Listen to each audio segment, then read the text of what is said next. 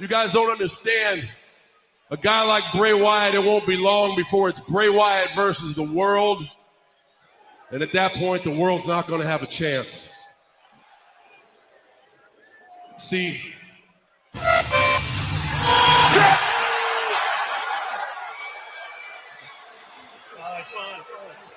he's got the whole world in his hands. He's got the whole wide world in his hands. He's got the whole wide world in his hands. He's got the whole world in his hands. He's got the little bitty baby in his hands. He's got the little bitty baby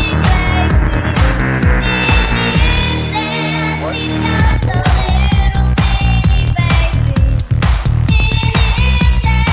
He's got the little bitty baby in his hands. He's got the whole world in his hands. He's got you and me, brother, in his hands. He's got you and me, sister, in his hands. He's got you and me, brother, in his hands. He's got the whole world in his hands. He's got everybody here in his hands. He's got everybody here in his hands. He's got everybody here in his hands. He's got the whole world in his hands.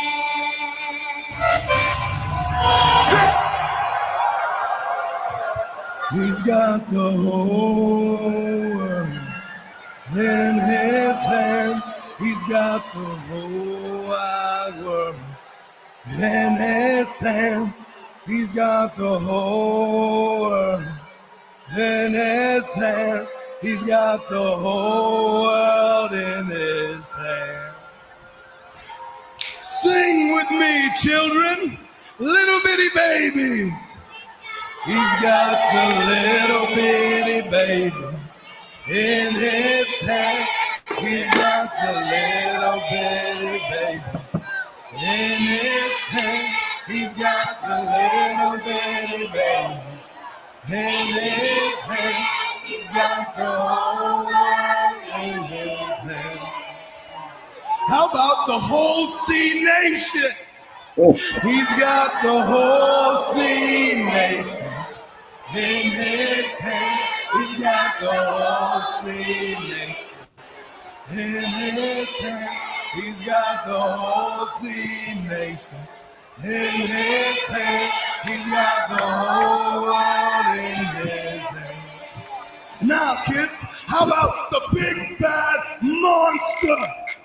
He's got the big bad monster in his hand. He's got the big bad monster in his hand. He's got the big bad monster in his hand. He's got the whole world.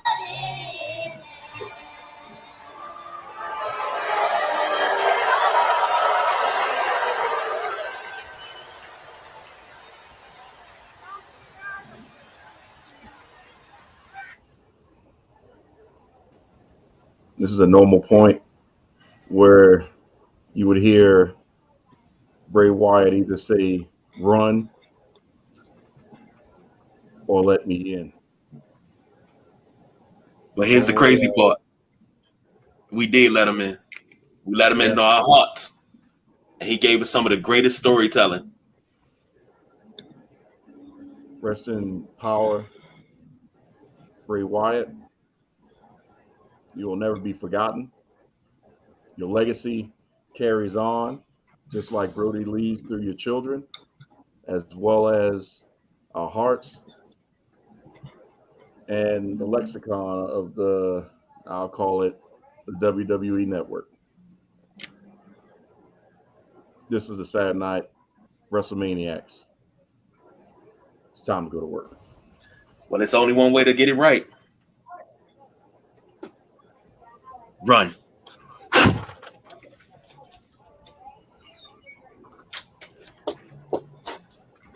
Thank you all for joining us.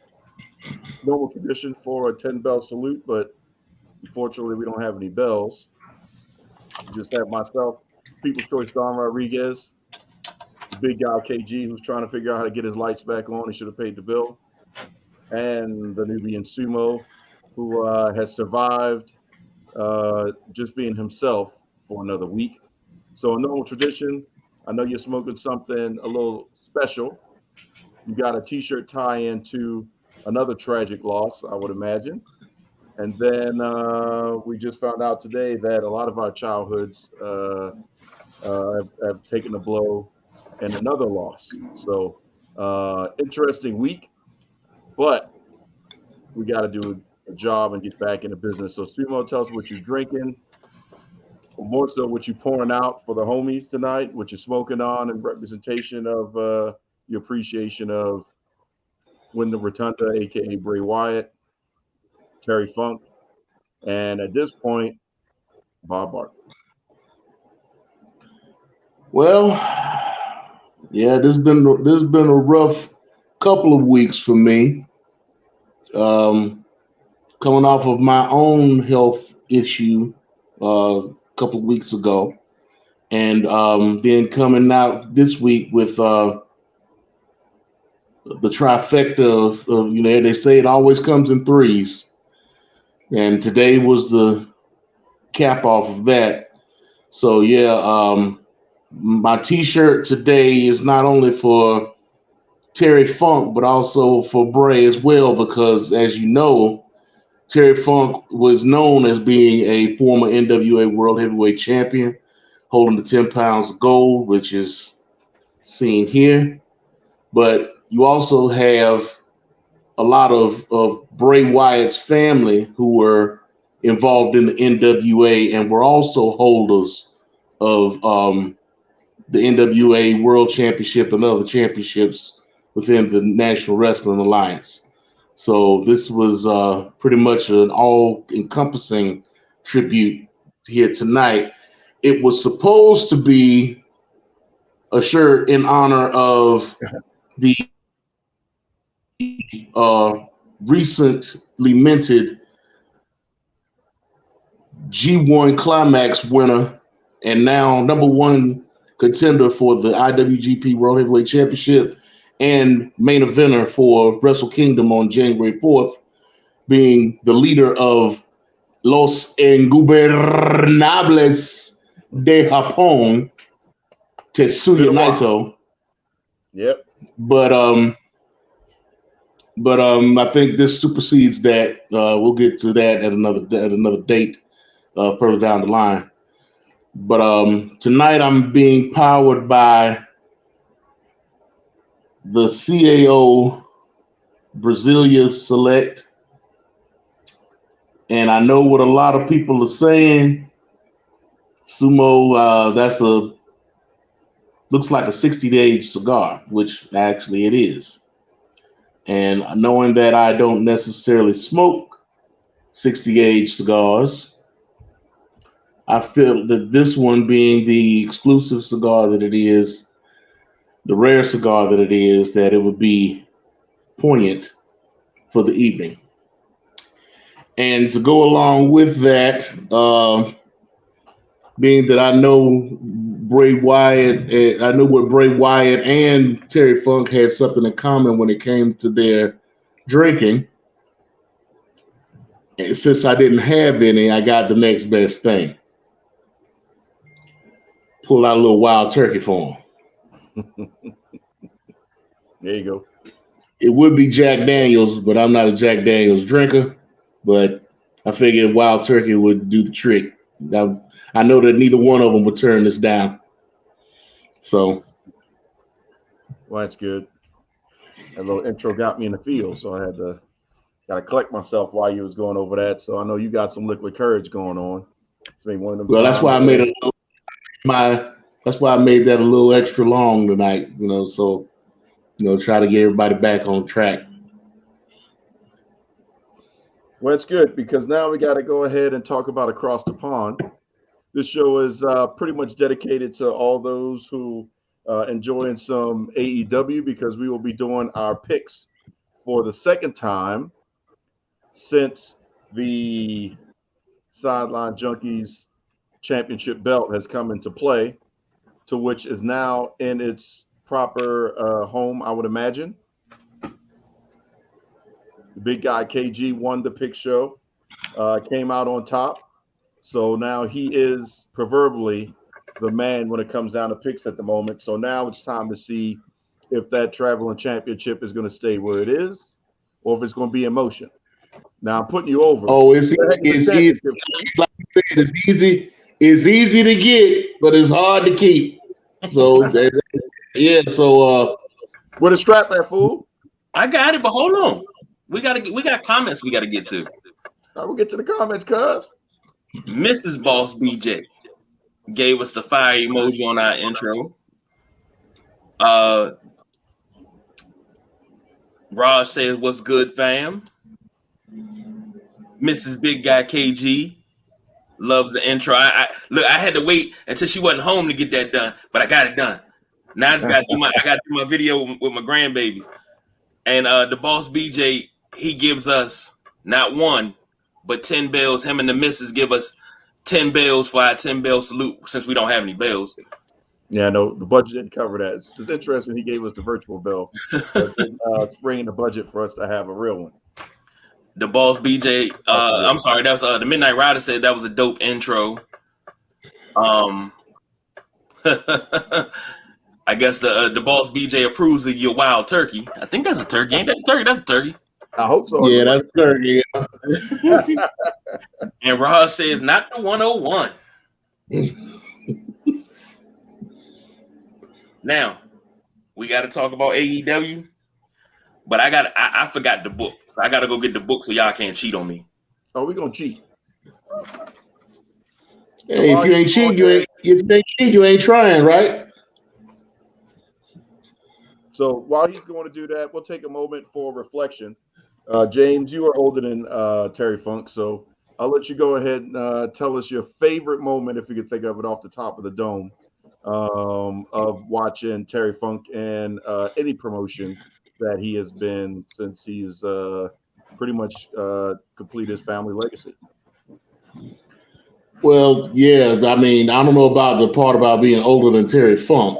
Terry Funk was, I can now relate to the middle-aged and crazy gimmick that he was putting on, but but being older than Terry Funk, that's a bit of a stretch. But going back to my earliest reflections of Terry Funk being back in the old NWA with his brother Dory Jr. being a tag team. This is post his both of their runs with the NWA World Heavyweight Championship. This would have been Harley Race's like 5th or 6th run with the belt. Then him going off and doing all kinds of other things, going over to Japan, hooking up with Cactus Jack and the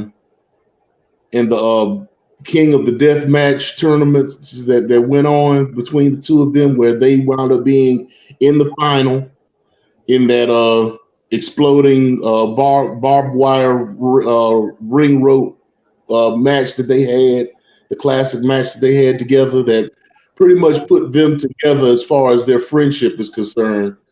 I believe they had met a few times prior to that, but that was the one that really put them together as far as their friendship and made them synonymous with each other. Right. Then you go into the WCW years with Rick, with him commentating, and storyline that he did with Ric Flair over the handshake and the respect that Ric Flair was looking for from him.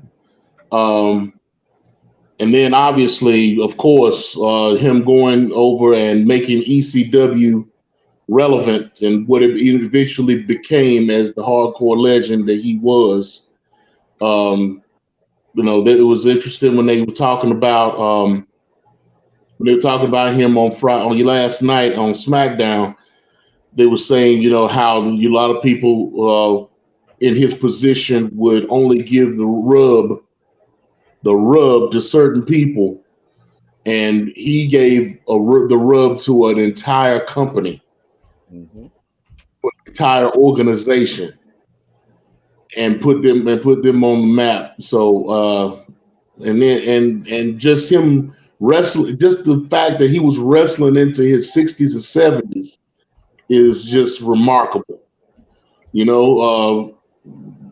I'm not really sure as to what or when his final match was, but for him to actually be able to sit down eventually, even though he was in all the pain that he was in, and just still be a part of wrestling for over 5 decades is just remarkable in itself. And he has left a significant legacy and a blueprint for anybody that wants to know how this is done, how this business is run, how this business is mitigated. So yeah, there's anybody that wants to go back and look at Terry Funk matches or just pick up because there've been a lot of snippets and a lot of matches that have been coming up lately about Terry Funk matches that he go back and check some of those matches out if you've never really seen anything from his early days, because it's worth watching. Definitely him and Harley Race, him and Ric Flair, definitely him and Dusty Rhodes, because they had a huge feud over multiple territories, even in Japan. So it would be worth your time to go back and look at some Terry Funk videos and matches. I agree with that. I'd say probably, I know it sounds kind of weird, out of everything that Terry Funk has done, and Lord knows, all the way back to the early parts of me discovering professional wrestling, sports entertainment, wrestling, the whole nine, watching the NWAs and AWAs and territory days towards the tail end, and then going back and watching it, as I got older and had the capability.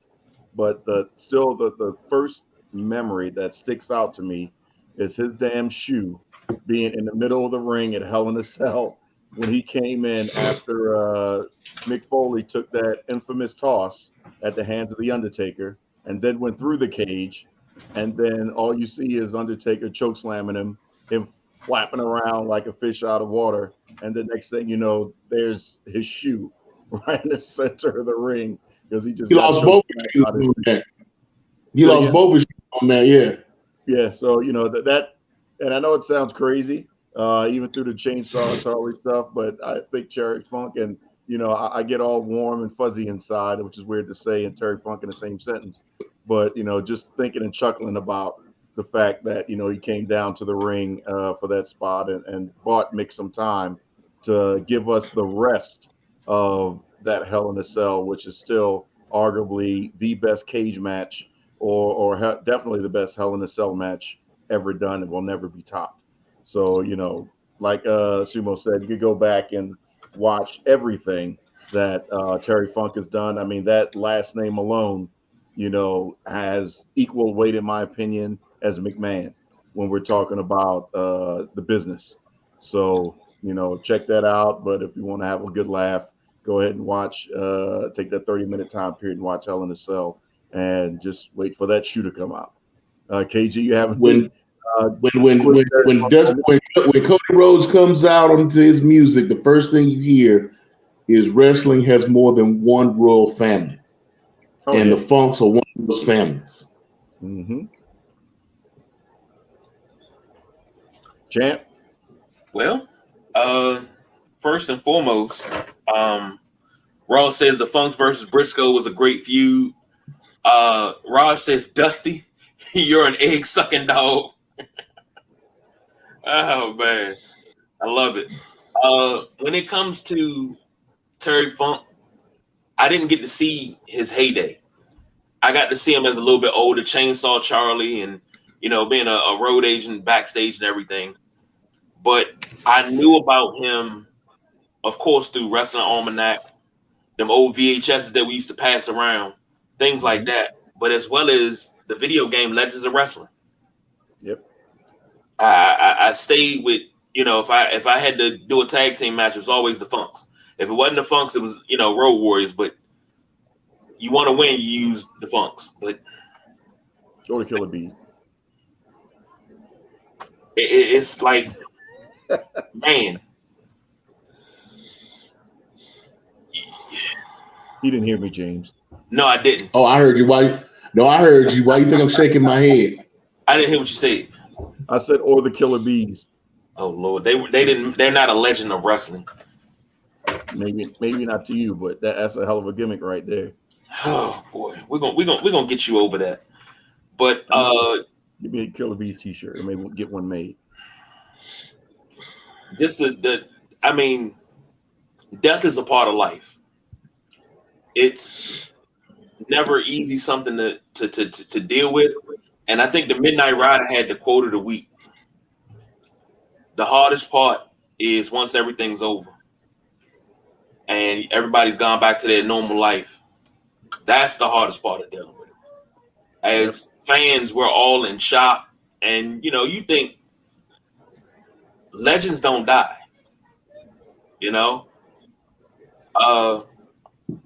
I've been believing that my whole life.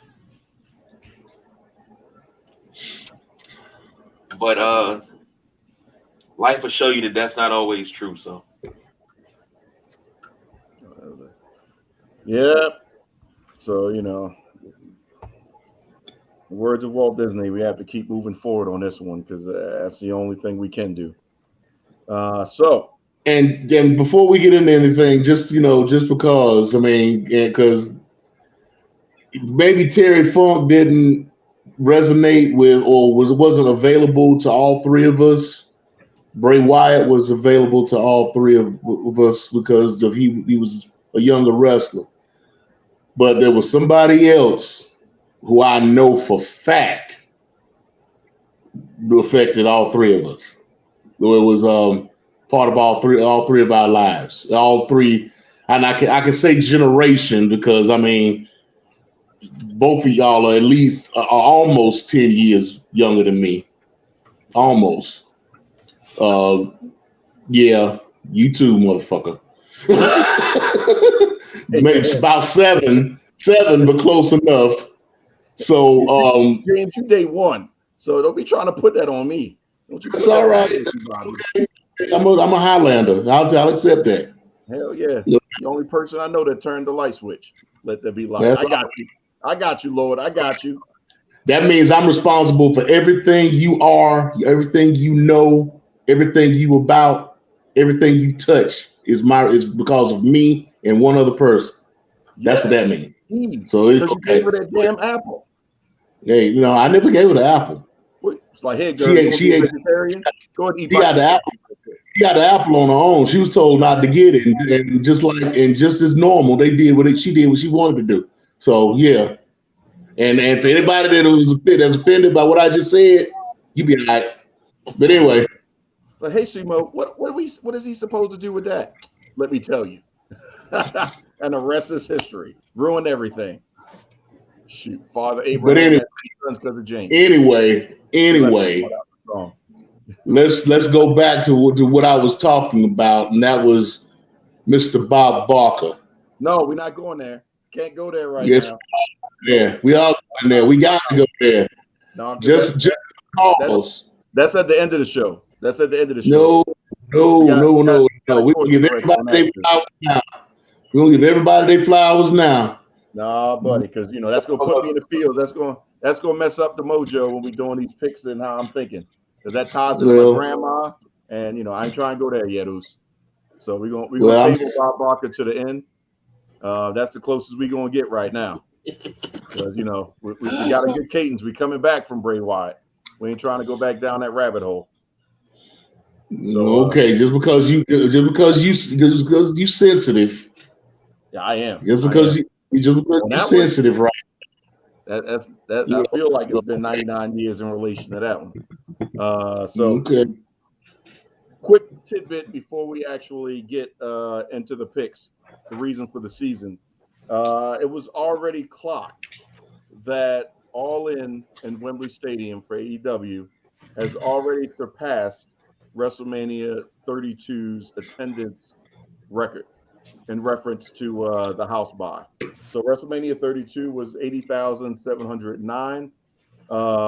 Wembley right now for All In as a couple days ago, and I'm quite sure they continue to find seats for some people, is at 80,846.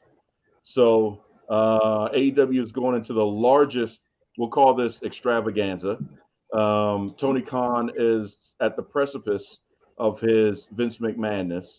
If we're just following the trajectory of what Vince did and the blueprint that he left going into WrestleMania 1, putting something together that is larger than life, larger than his business, and providing an opportunity, even though it's overseas and not in the U.S., but an opportunity to have a major pin mark for the wrestling business. So at least that's how I look at it. It's life repeating itself. It's just that, we're dealing with a billionaire starting point versus Vince still growing into the billions. So And can I interject something before you get yeah. further on that?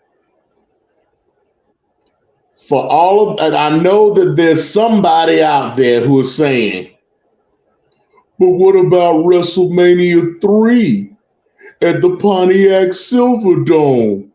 They had 93,000 people. That was a kayfabe number. That was a made up number, and it has been out for decades that number was made up by Vince McMahon just for publicity's sake. So the 93,000 was not a legitimate number. It was more like 75 at the most for that event. And then you also have those who are saying, but they had the 2-night of WrestleMania that had over 150 in Texas. That had over 100, had almost 160,000 people. Right, they did, but they didn't surpass 80,000. That was a kayfabe number as well.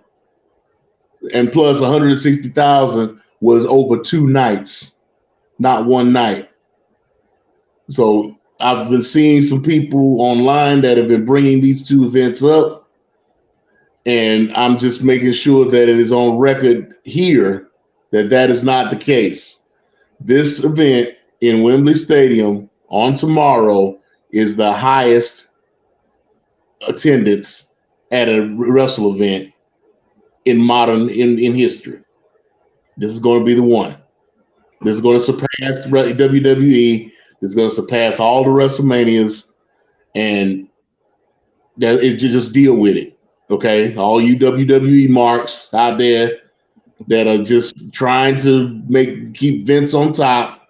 It's trying that don't want to know nothing else about WWE other than WWE, and then not acknowledging that anything else is out there other than Vince's product. And there's something else that I could bring up. I'll bring up over the course of about Vince's products that may come up later on in the show. But yeah, well, I gotta say that hair care line is great. It's done wonders for me.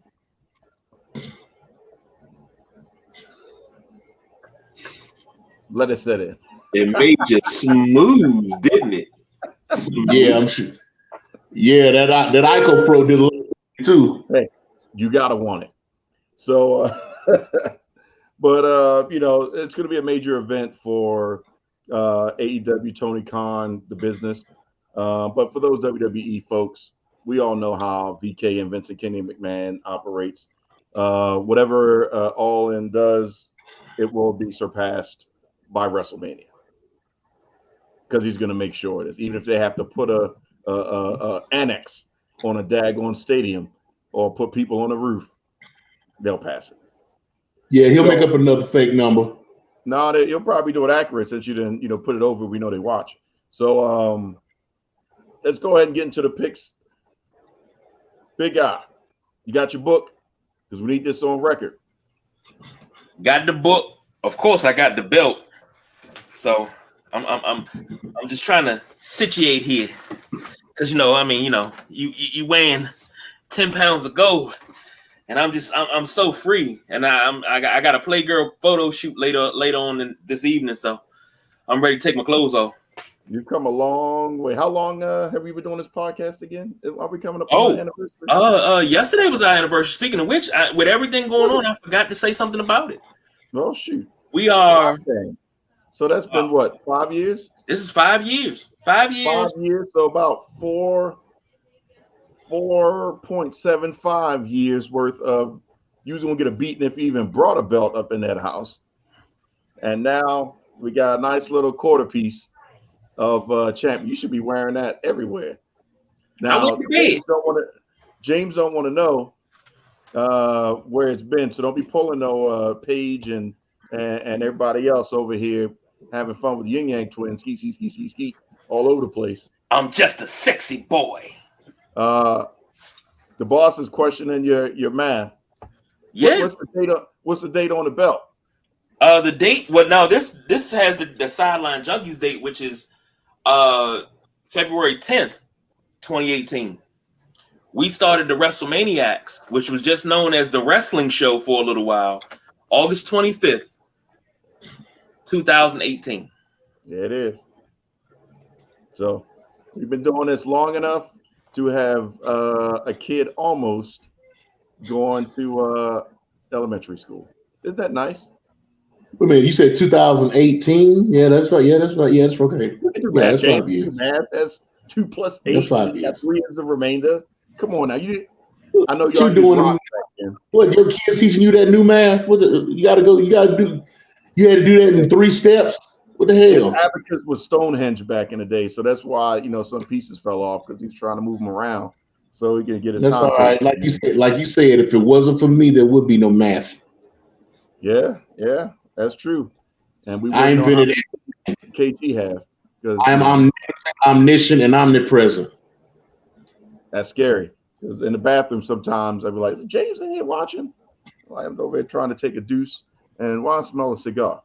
Hold on. I apologize. I was wrong. It was August 24th.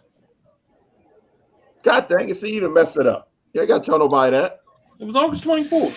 No, but it was posted on the 25th because that first show was 1 hour and 10 minutes long. And we didn't finish until the next morning. Right. Because we used to start late. We used to record oh my God. We used to record like 11 o'clock and didn't finish most times till 1.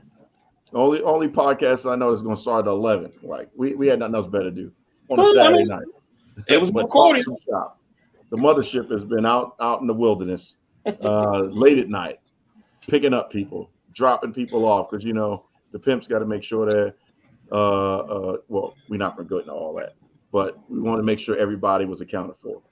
So, time to get into the business of the picks. We've seen the championship belt. We'll see if it will travel back into the hands of the Nubian Sumo or KG's sun shining down on his belt having behind is going to continue and he'll be able to take the win.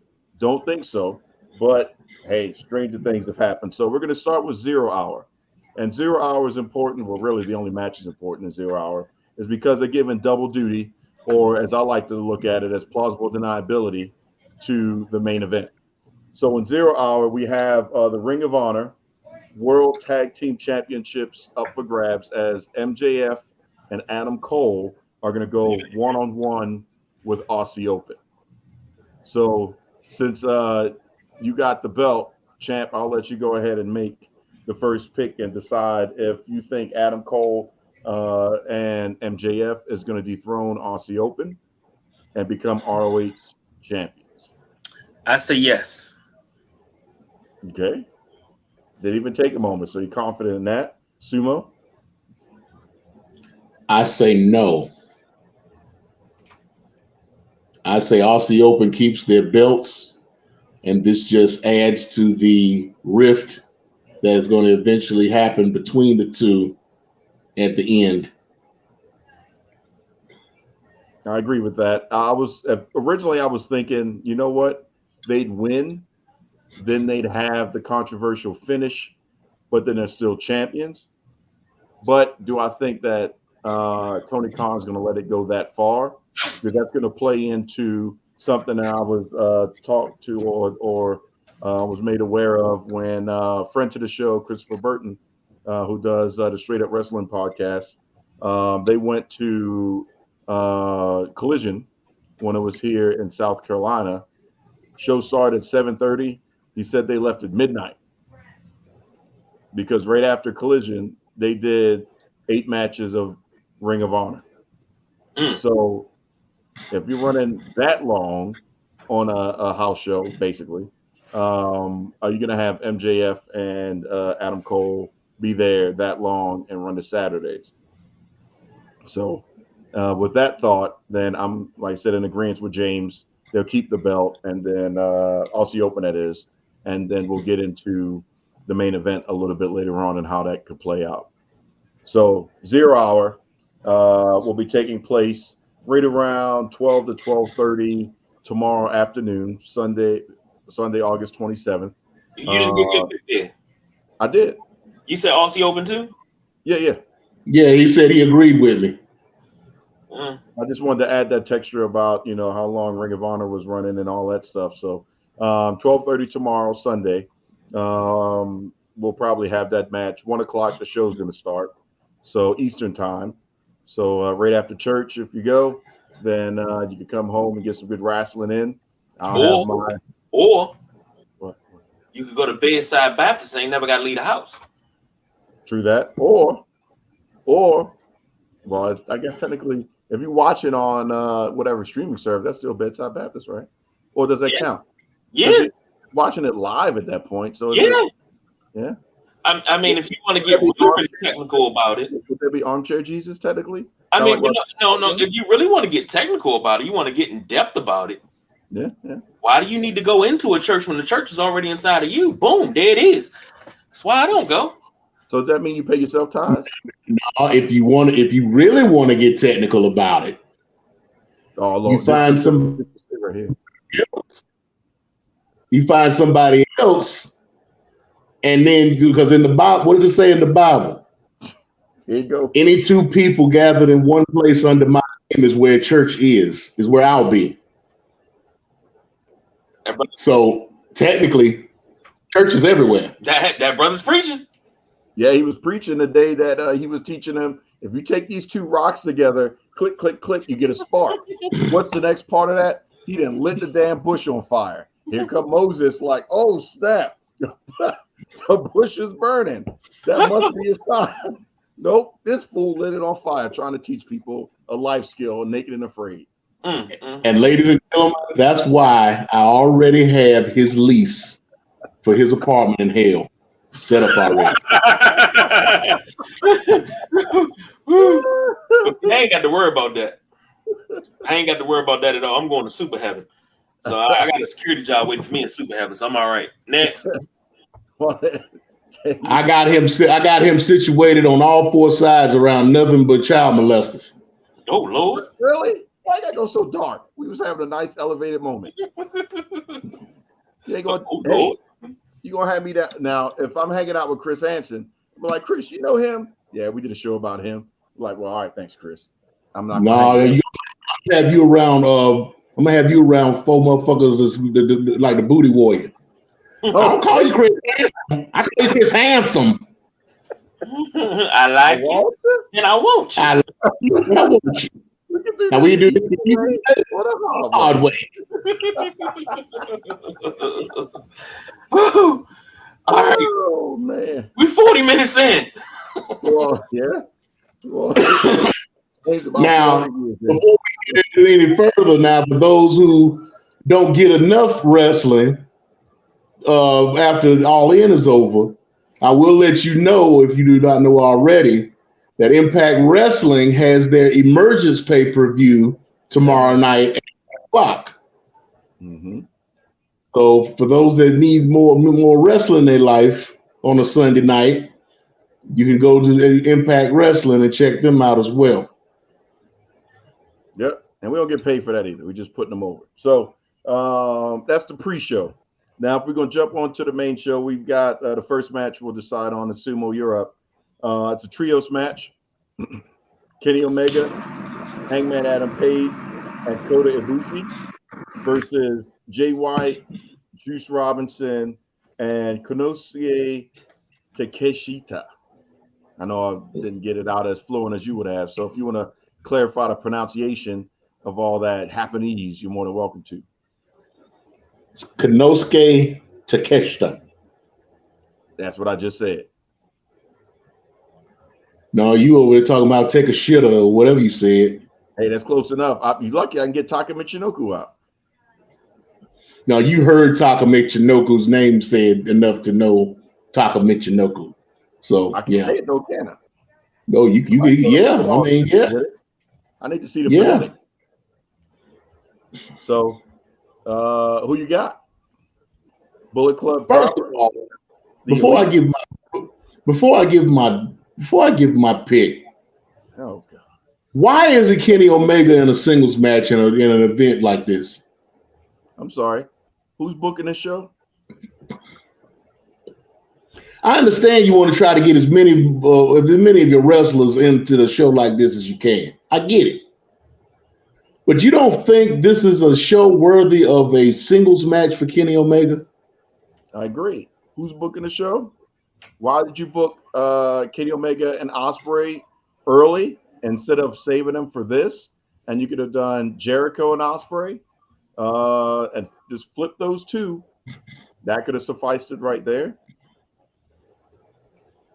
But you know, that's your boy. I don't know why they. I mean, the actual match I really wanted to see still got messed up and months ago, and it was taken off of the books for this event. But I still think Kenny Omega should have been in the singles match. But I digress. I guess they're still trying to get.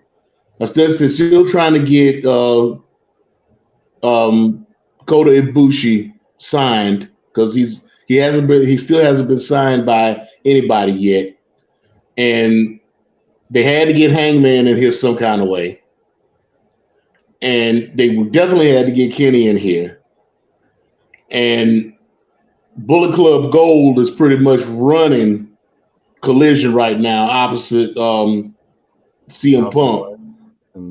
You know, I believe, in my opinion, this Bullet Club Gold is running Collision. That's just my opinion. Right. I mean, CM Punk is CM Punk, and he's gonna be CM Punk anywhere he goes. But it's Bullet Club Gold that's actually running Collision, in my opinion. Mm-hmm. But I agree with that.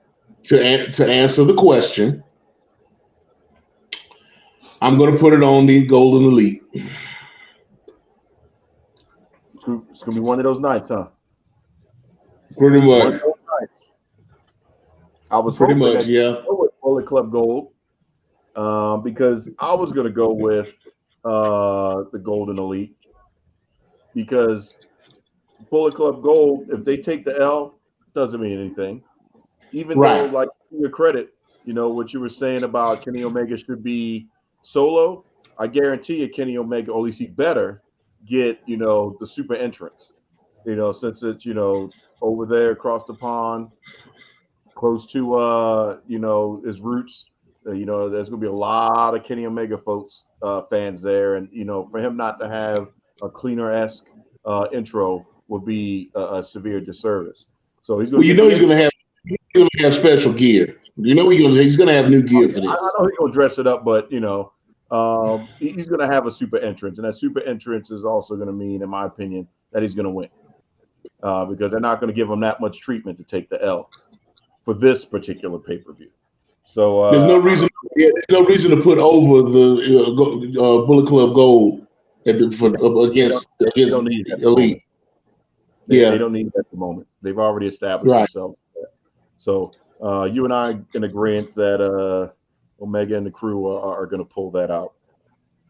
So, big guy, I'm agreeing with you, gentlemen, with the Golden Elite. come on, man. We got to have some. Well, we have one, 2 versus 1 decision, but you can't be joining us the entire time and make this a 1-match gig. I don't plan on it. Well, it plays in James' favor, but we'll see. We'll see how it pans out. But at least we're aligned with the trios match. Now, here's a match that I think could be replaced with something else. The coffin match: Sting and Darby versus Swerve Strickland and Christian Cage, cobbled together. But let me ask you all this before we do the picks, and I'll be leading this one with my pick. Does Swerve impress you at all? He gives great facials. Like he sells everything with his face.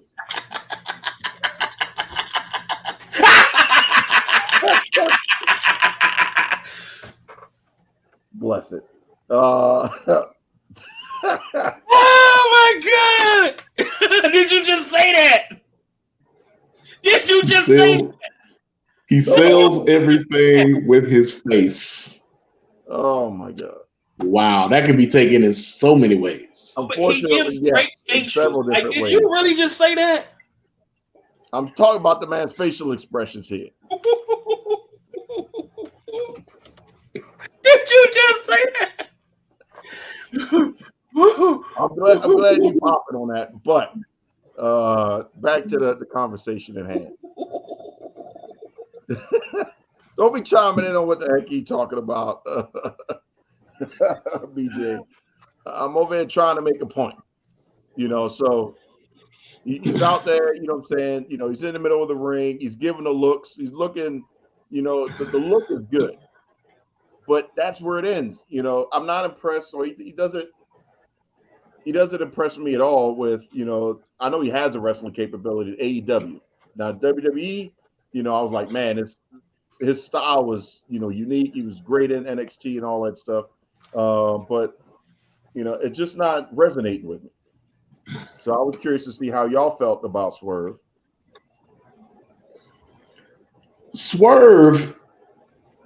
Swerve was that indie darling back in the day. I mean, before he got in with WWE, Shane Strickland was going from organization to organization, winning their top belt with no issue, no problem whatsoever. He could have gone on a belt collector run if he wanted to, but he just never got those multiple belts like everybody else has been doing here over the course of the last decade or so. He was crazy in Defy over in Seattle. I mean, he was untouchable there. He was with England and was untouchable there. Bulletproof there. He got into. He was really shown to everybody. The world really found out who Shane Strickland was in Lucha Underground, even though he was under a hood as Killshot. Right. And that match that he had with AR Fox, that hardcore match, that last match that Shane Strickland had in Lucha Underground was, I mean,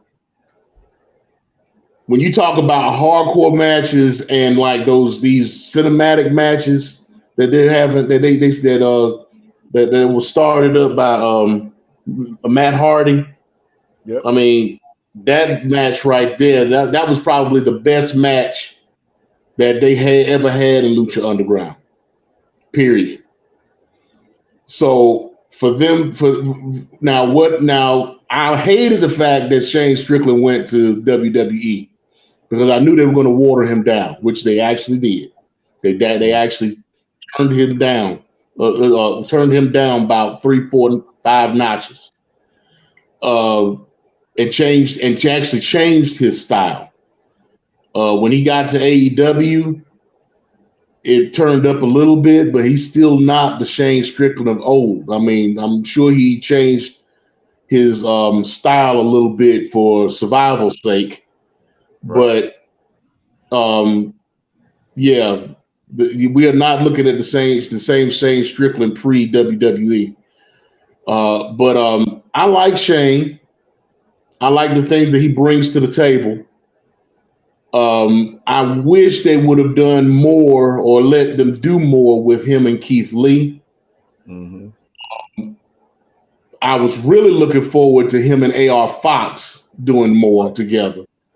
But I'm thinking the reason why AR Fox is no longer in this match is because he may not be able to get into the country of England. You know, there's certain folks with issues that keep them from getting visas or to get into that country, or folks. There are others like Ray Phoenix, Mm-hmm. who have to stay in the country in order to keep their visas in this country, or they're trying to get citizenship in this country. But I'm sure Jeff Hardy is not going to be able to go on this road trip. That is good.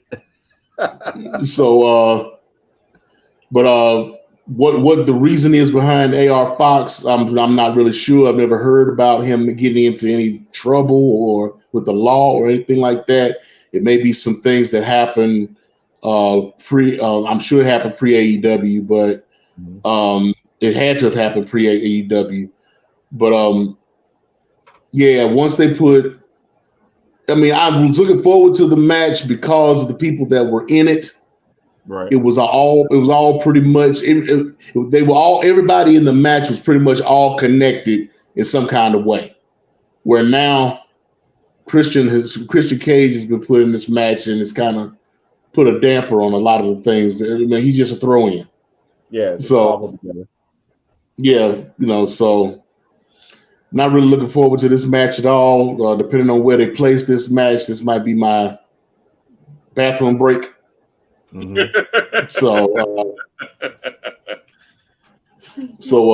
But as far as who's going to win it, well, I got that pick. I'm gonna go. Go ahead. Yeah, go ahead. Yeah, this one's on me. This one may be a deciding one, but well, depending. I think it'll still be Sting and Darby because it was cobbled together. Christian's in his own feud. Swirl Strickland, whatever. But I think Sting and Darby is going to win because it's Sting in the UK. So that's my pick, KG. You want this to be competitive, but it's not going to be competitive if you keep picking my picks. You're riding my coattails. Can you see over here? Can you see what I'm writing down off camera? No, because I'm telling you what to write down. How about that?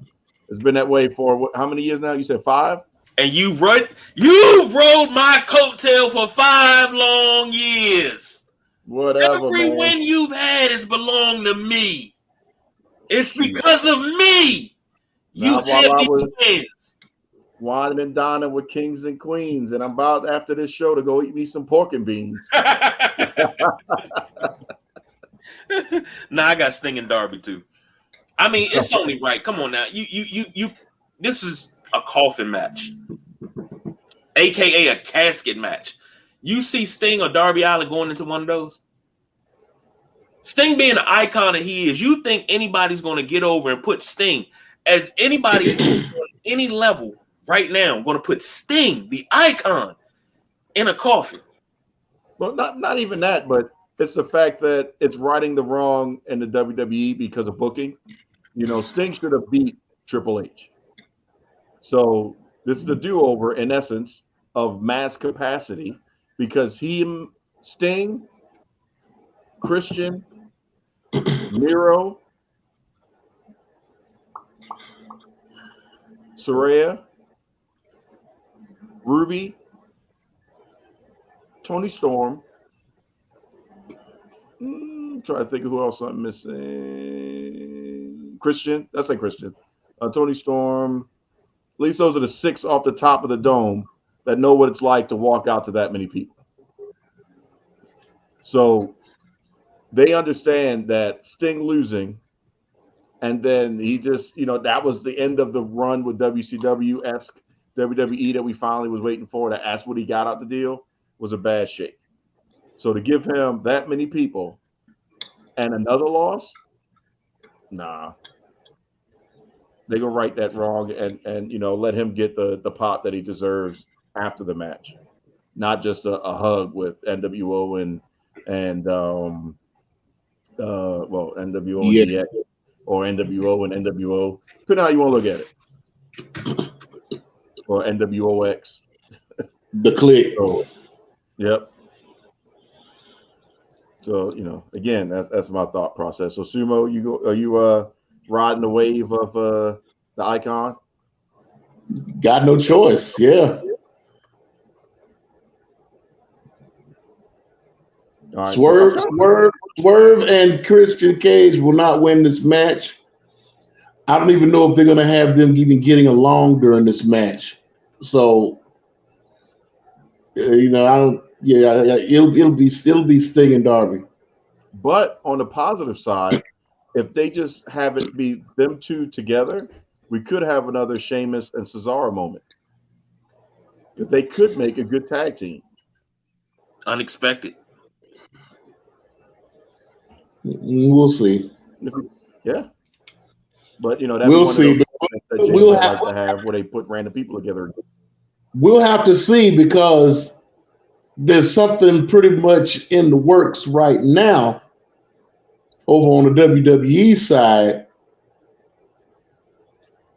involving Christian that may I'm not buying into the rumor. I kind of am. I'm not buying into it, even though it'd be cool if there was a nice little moment for the benefit of flash photography in AEW. Why wouldn't it happen though? I mean, and for those, and should we talk about it since we're here now? I mean, if Edge, now that his contract is officially done the proper way, they gave him, the ending that he wanted without being on his back. So he walked out with the win over Sheamus a couple SmackDowns ago when he was out there at his hometown in Canada. And now he, in the not the podcast, but in the message that he put out in social media, he just quote unquote doesn't know what he wants to do. He just wants to take time and just be Adam Copeland, which is fine. You got to think about it, going from the emotional roller coaster of being, the rated R superstar and everything else that went with that, to you have an injury and you have to relinquish your championship and not wrestle. Don't even think it's possible. And then what the heck is Daniel Bryan doing? Wait a minute, he's back. What the heck is HBK doing? Wait a minute, he's back. Rumors of Stone Cold trying to maybe do one more match to get physical. What? All these neck injuries, and stuff like that happening. And then, the spirit moved him. And then he's able to come back and win the Royal Rumble, have some super main event matches at high level, not, missing a beat, high level for Edge, spears and everything else that you would expect to have in an Edge match. That's an emotional roller coaster. And then now he's not in the mix for the championship. Roman is Roman, so he's not going to. Roman's already been there, done that. There's no need for him to beat Seth Rollins. For what? You're not getting anything out of that, in my opinion. So it's the right time to just take a break and celebrate the fact that you came back and, you were able to walk out like a cowboy. And if that's where he wants to hang his hat because he's a Hall of Famer, there's nothing for him to prove or do. And then if he's going to go for a tag team run, his tag team partner is in the other company. So, but here's the thing, and I don't know, and you saying all of that, I'm not sure if you read the latest things that came out the last couple of days on Twitter or X or whatever it's called now. But Edge actually had a meeting with the higher ups and gave his scenario as to what would keep him there, what he would want in a contract or in his character and career development to keep him there. And they told him that they weren't interested in his ideas. So the rumor is now is that he may be Adam Copeland being all elite. Now, I could actually see that happening. I mean, even if it's for a year or two, I can actually see that happening. Could you imagine he and Christian Cage getting back together in another organization? I mean, think about this. That's a Pandora's box. Think about this now. You got, I know where you're going. Christian Cage, Adam Copeland coming to AEW. The Hardy Boys are already there. Go ahead and lay the foundation. Let's see if you're going to get there. And Devon Dudley is getting back together with Bubba Ray for the 1000th episode of Impact Wrestling coming up sometime next month. For the first time since Devon became a producer at WWE. Yeah, like you said, it's Pandora's box if he goes.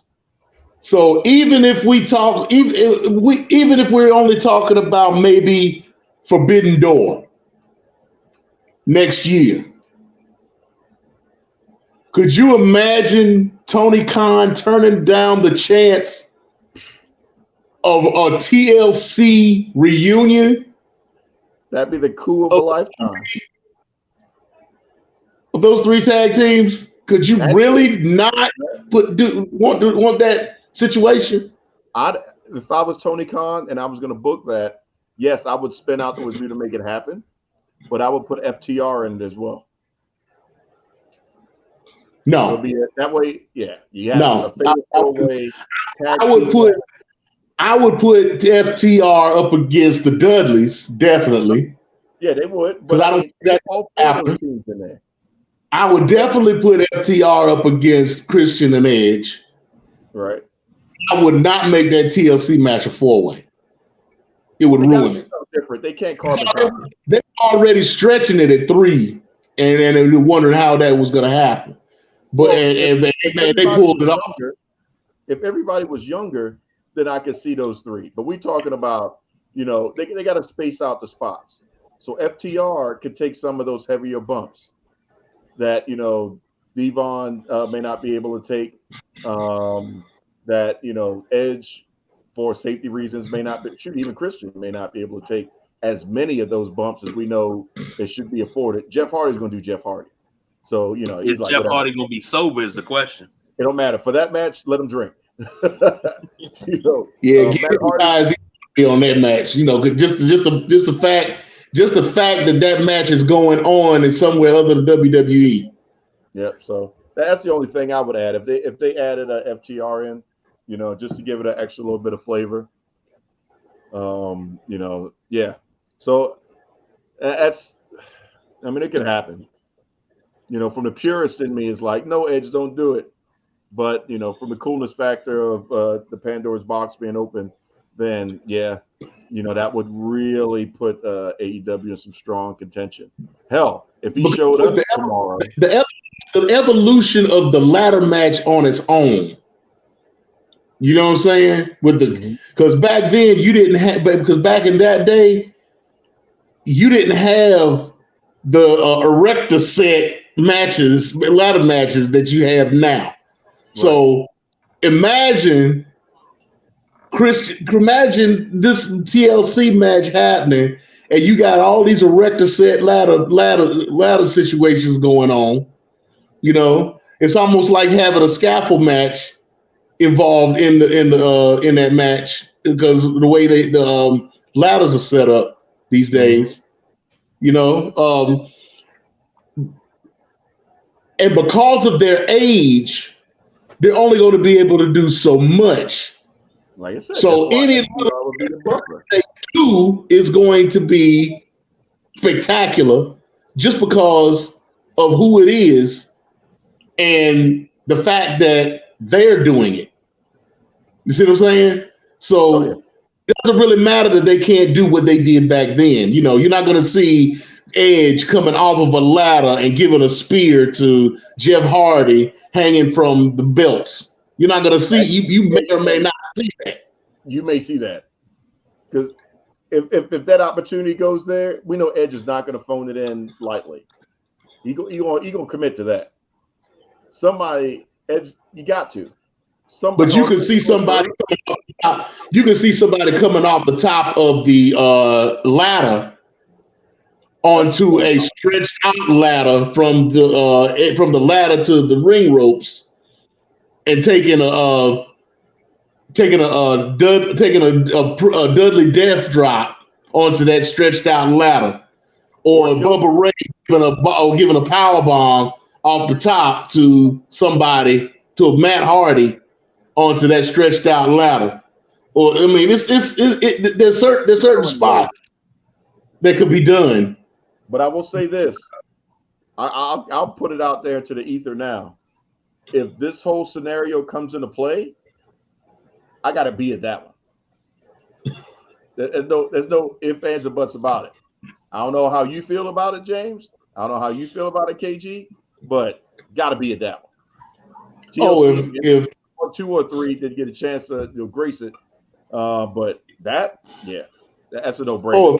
If all stars were aligned properly and whatnot, and it was meant for it to happen, I would definitely want to be there. You're right. Even if it's in the UK, I may have to go ahead and get me a little canoe or something and do some rowing. So that's the scuttlebutt out there in reference to Christian's scenario. But let's get back to All In, and something I'm pretty excited about, just because as a tag team that is returning, that I didn't think we're gonna find a way to make amends between the two of them to be able to coexist. Because when I found out that one of them was leaving because they couldn't get along with their tag team partner, I was like, man, that's crucial. But they were a put together tag team technically, so they don't have the longevity of the Dudleys or the Lucha Brothers and stuff like that. So the match I'm talking about is Stadium Stampede, and in this one, which Stadium Stampede is now available in AEW Fight Forever. Got a chance to meet Ricky Starks and Chris Statlander and talk to the folks at THQ. So if you have any issues that you've been experiencing with the game, I told them about it. So in Stadium Stampede, you've got Orange Cassidy, the Best Friends, Eddie Kingston, Pentagon Jr., I'd rather call him that than Penta El Zero and the Mystery Partner versus the Blackpool Combat Club, Moxley, Claudio, Wheeler Yuta, and then Santana and Ortiz is the tag team that recently returned, and they have still a mystery partner. So I'm pumped that Santana and Ortiz have come back. That was arguably in the beginning parts of AEW one of my favorite tag teams. Ortiz, man, was just a crazed animal in the ring. And we also know that's, they have that LAX lineage as well. So Stadium Stampede, I guess you could call it the black versus the orange, if you look at it that way. And this one, it pains me because as much as I want Kingston to get the dub, Orange Cassidy and the crew to get the dub, I'm sorry. I have to go with Blackpool Combat Club just because they've just been, doing a damn thing.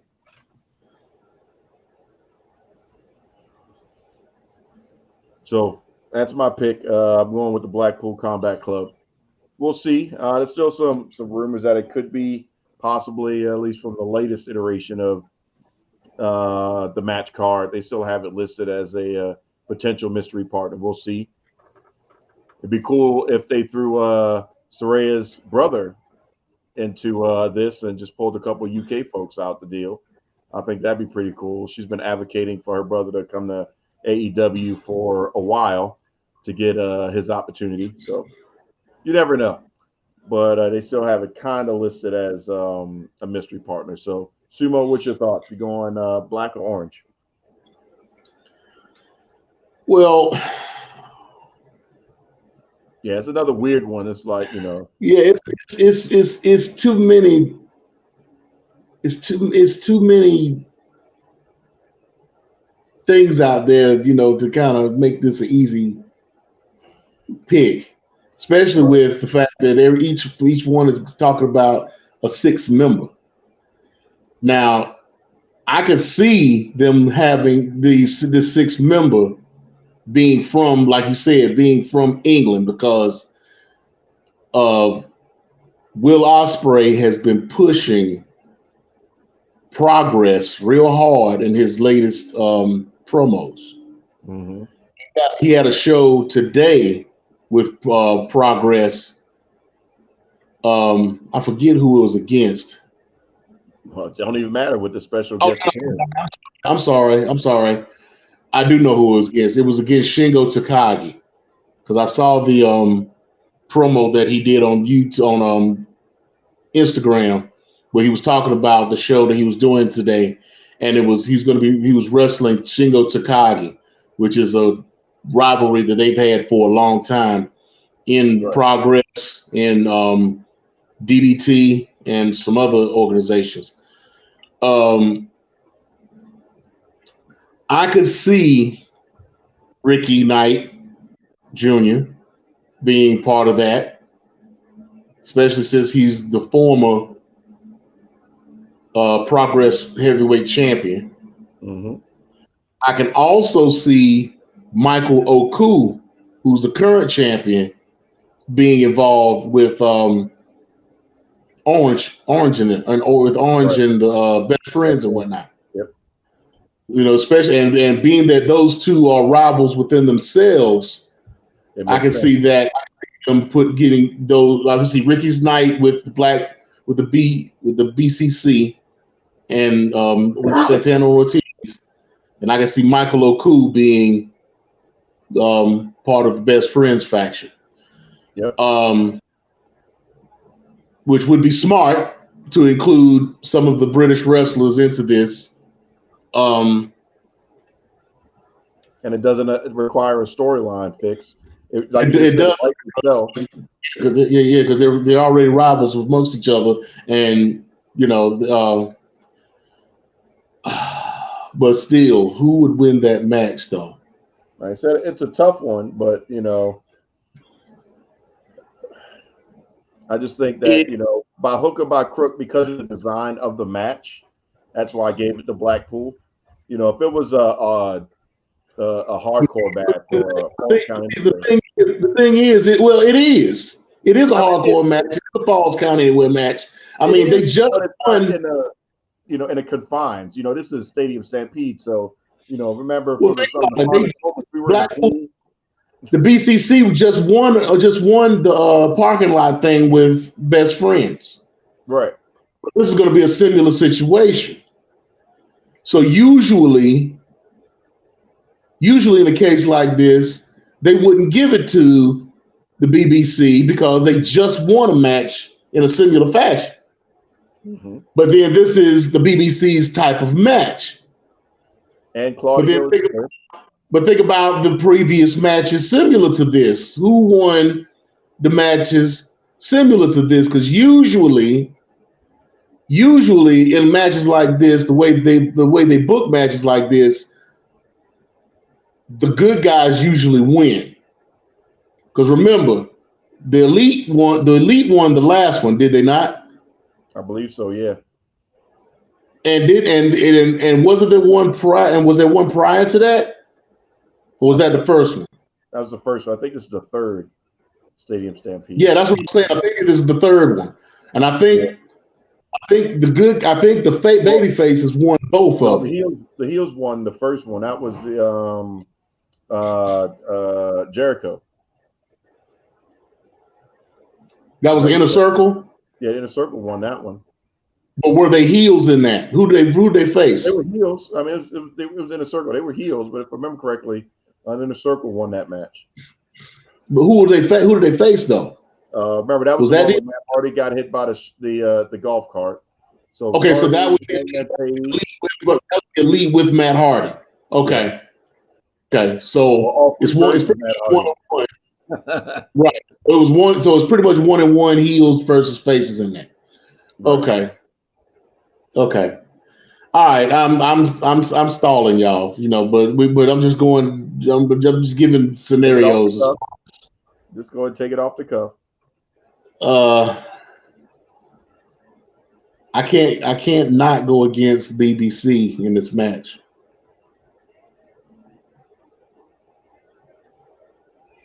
I can't not go against BBC in this match. So I'll say BBC and Proud or Powerful. If they're still going by that. So KG, Santana and Ortiz. This is your chance to really edge out, because if you go the other way, this could put you over. Or you can make the smart decision and follow us. Well, I mean, I'm the one with the gold, so I mean, the smart decision would be to follow me because I'm the reigning and defending champion. So that would be the smart decision. But I had mine written down already. I'm going against you guys. I'm going to Orange Cassidy and Company. I got to do it.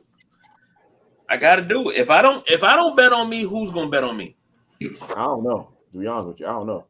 We're still trying to figure out the answer to that question. All right, so that was a long way to get to it, but we got there. But now we're getting into the reason for the season, so to speak. The Real World's Championship, which I still think is funny that they're calling it that without giving a heads up to Flair. But CM Punk versus Samoa Joe for the the Straight Edge AEW World's Championship. KG? CM Punk was so over like 8 months ago. People are tired of him right now. And I think AEW is smart enough to say, hey, we're going to take our fingers and we're going to put it on the pulse of the fame. I got Samoa Joe in this one.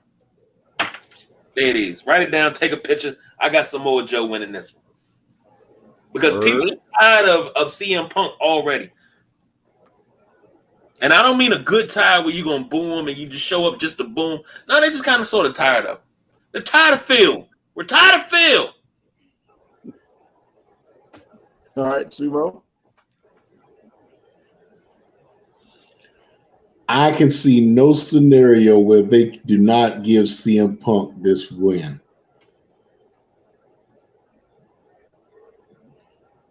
Especially since they're pushing CM Punk so hard. They're going back to the Ring of Honor days with this match. And if I'm not mistaken, CM Punk is got the record over Samoa Joe in Ring of Honor. He's got to win a record against him over in Ring of Honor. So I can't think of a scenario where Samoa Joe wins this match. They're gonna make it a good match. They're gonna make it a good match, but I was gonna say if it was for the ROH World Championship, I would put it on Samoa Joe. Because if it was Samoa Joe defending the championship, yes, that would be different. But yeah, for this, no. And this shouldn't even be the match that Samoa Joe's shouldn't be having. This is not the match that should be on this card for Samoa Joe. Samoa Joe needs to be defending the Ring of Honor World Television Championship in a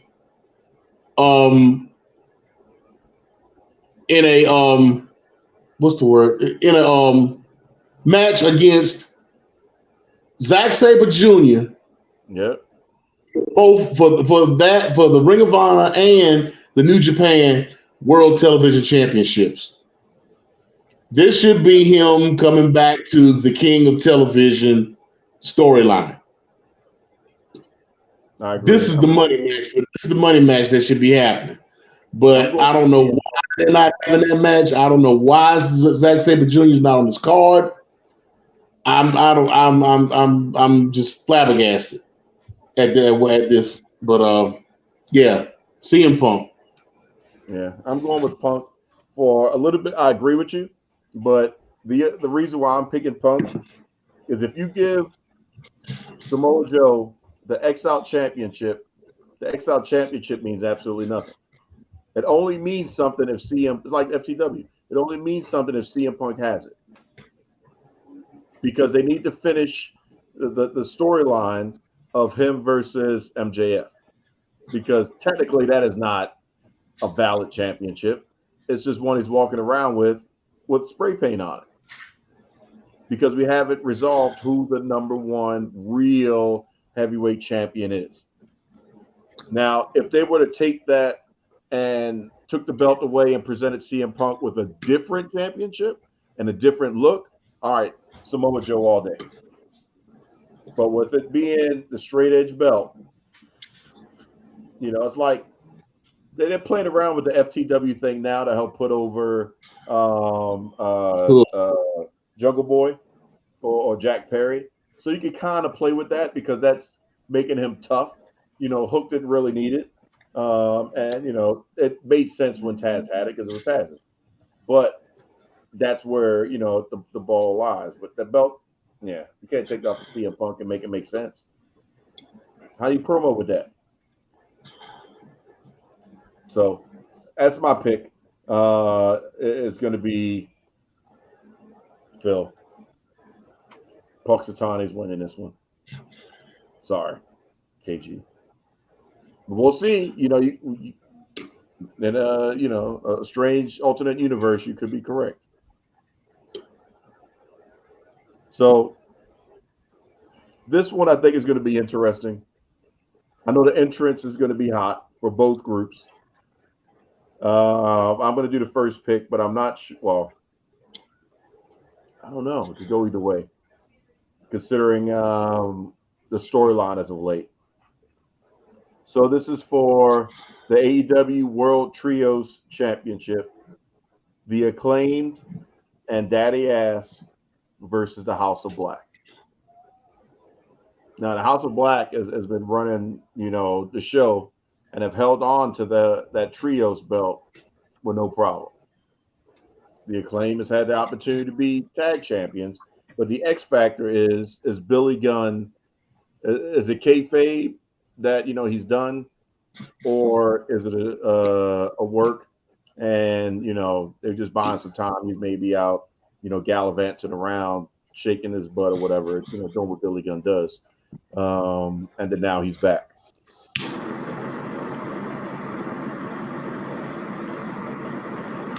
God damn, that's a blowtorch. Hell yeah. So I needed a day with this case, so yeah.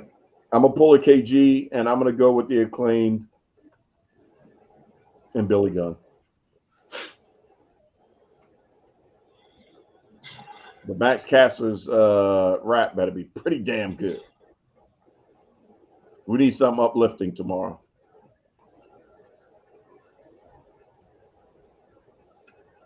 KG?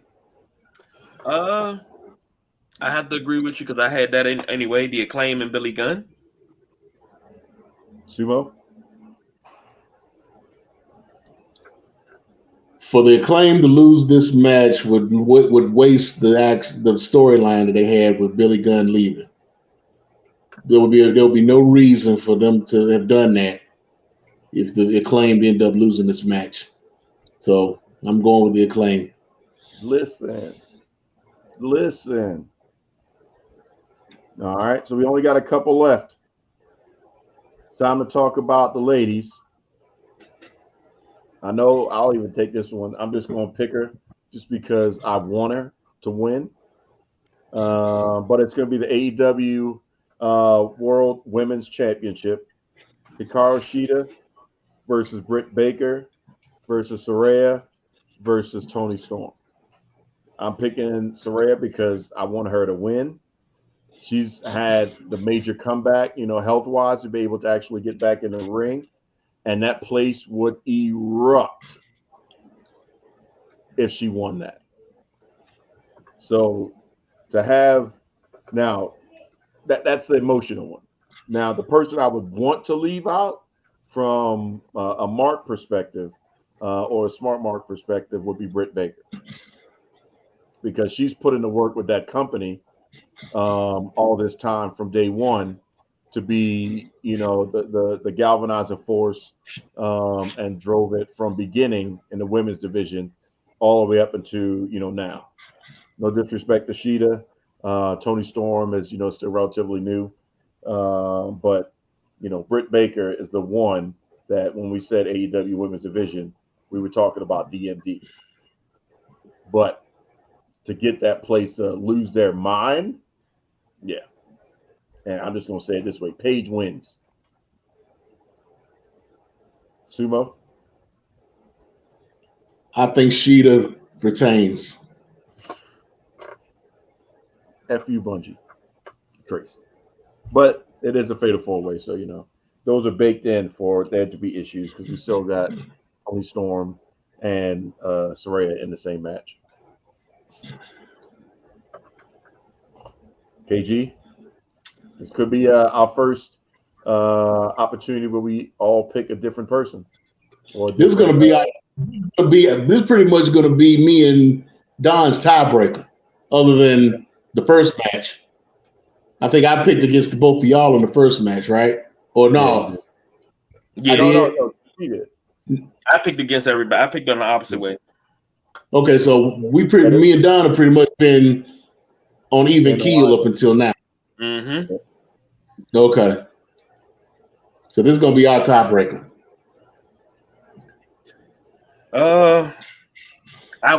What you said about Saraya, can't disagree with you. I think you're absolutely right, but I think this is Britt Baker's title. I can't be mad at you. There's an argument for all three. So if you win by that one, I can't be mad at you. But, I need my girl to come off of pay-per-view with the championship. She can retire at that point. She can lose it on Wednesday for all I care. I just need to get that pop in front of the family and all that too. Come on now. They can post up a image of fight with my family and say go buy this on Blu-ray right now, so she can get some more residuals after she won a championship belt. So, final two, we talked about them earlier for the AEW World Tag Team Championship belt, FTR versus the Young Bucks. KG, who is going to be in AEW touted as the greatest tag team of all time? FTR. That was quick. Oh, because there's no question. The Young Bucks are great, but when FTR came over, have we heard from the Young Bucks since then? Have we really heard anything from them? They was running shit. They was housing shit. And then FTR came over and. What? Yeah. Okay, Sumo. Yeah, I got to go with FTR.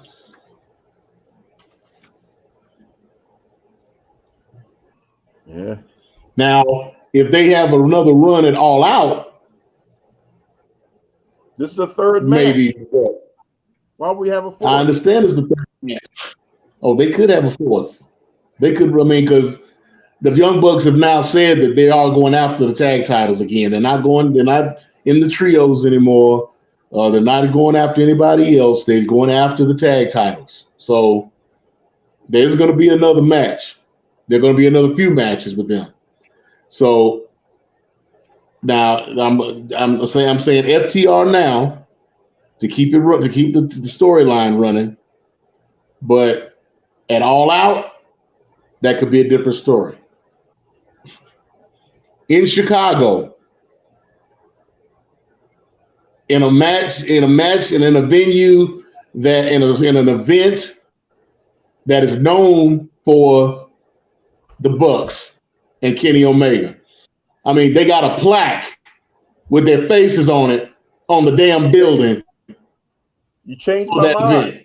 You just changed my mind.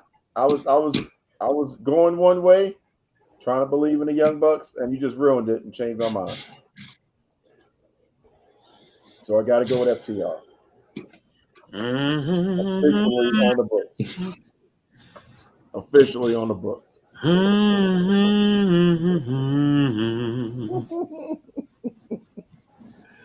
All right, so now let's get into the main event. No matter what happens at 0 Hour for the AEW World Championship, Adam Cole. Nobody? I said it earlier. You just walked right past it. My bad. I'm sorry. We'll try it again. Do over. For the AEW World Heavyweight Championship, Adam Cole. Baby! Versus, I don't know if she listened or not, my wife's boyfriend, MJF. Sumo, you got the first. MJF retains. Yep. I agree. Because this is going to be their payback, backlash, whatever you want to call it, situation. I'm going with MJF. He's going to be MJF and hook or crook it. Dynamite Diamond Ring may come into play. There may be a run-in. Who knows whatever's going to happen. Or Roderick Strong interferes. But, yeah, MJF retains. The bromance is over. KG? You ain't gotta ask. I mean, I'm riding with y'all on this one. No Adam Cole, baby. You have MJF lose to Adam Cole. I think there's going to be a riot. There's going to be riots for the next 10 days in all major cities of the world. Well, at least there won't be any folding chairs, so it's not that kind of riot. I don't want nobody fucking with me in these streets. Go ahead. MJF, and I'm putting this on the record. MJF is not losing this belt until sometime after the new year. Oh, yeah, because that's when the bidding war of 2024 happens. His contract comes up in January. I believe he said January 24th. If I'm not mistaken. So it won't happen.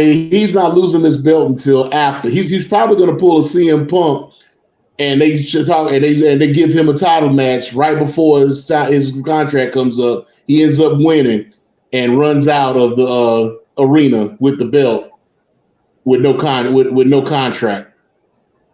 I think his contract will expire in January. He'd be like, all right, Tony, I need a couple days, and then I'll come and think about it, but I'm probably going to sign. Go show up at the Royal Rumble. Just be in it. And then possibly come back and, make a decision after that. But just to pull, a Lex Luger-esque type of situation, show up on Dynamite, talk some crap, show up at the Royal Rumble, show back up at Dynamite. And then the bidding war will begin.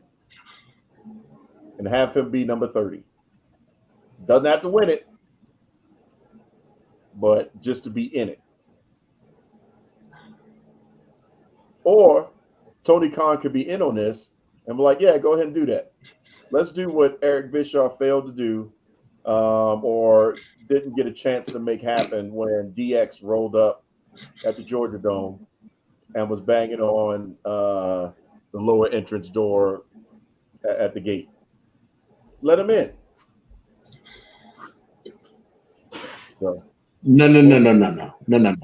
They should do what they did with what they should have done with CM Punk in WWE when they happened with him. They have some pay-per-view, some big pay-per-view right before his contract comes up. He winds up retaining the belt. He leaves, just like CM Punk did.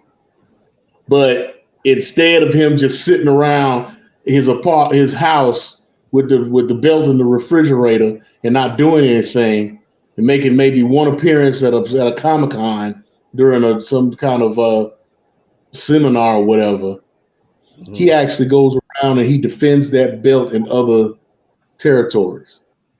He goes to Impact. He goes to New Japan. He goes to AAA. He goes to all these different places, and you see him defending the belt. AEW is not saying anything because they're in the middle of a tournament to crown a new champion.